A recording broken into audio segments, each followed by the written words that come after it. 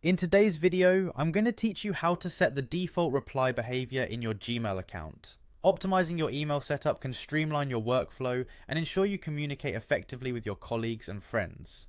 Whether you frequently use reply or reply all, setting a default option saves you time and minimizes the risk of sending unintended responses. To begin, open your Gmail account. If you're using a web browser, simply type mail.google.com into the address bar and hit enter.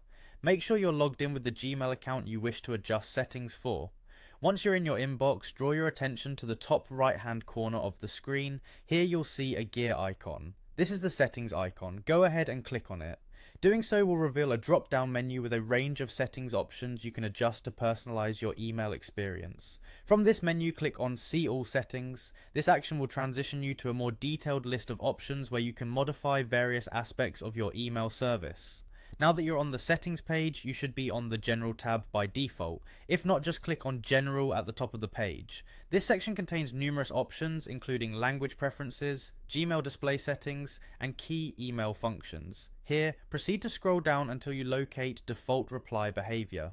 The default reply behavior setting determines the option automatically highlighted when you click the reply button in any of your emails. This could either be reply to just the sender, or reply all to everyone in the email thread. Think about your typical email conversations. If most emails you receive are part of larger group discussions, you might opt for reply all as the default. Conversely, if you often engage in more personal, one-on-one correspondence, reply may be the preferable default. Once you've thought this through, it's time to make your selection. You'll see two options to choose from, reply or reply all. Click on the circle next to your preferred default option. Remember, you can always change this later if you find it's not working for you. Having selected your preferred default reply behavior, there's one final step before your changes take effect. Scroll down to the bottom of the page where you'll find the Save Changes button.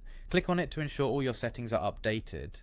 And there you have it. You've successfully set the default reply behavior for your Gmail account. Adjusting these settings will make your email communication quicker and more efficient, allowing you to focus on what matters most. If this step-by-step guide has been helpful, don't forget to check out our other videos for more tips on optimizing your online experience.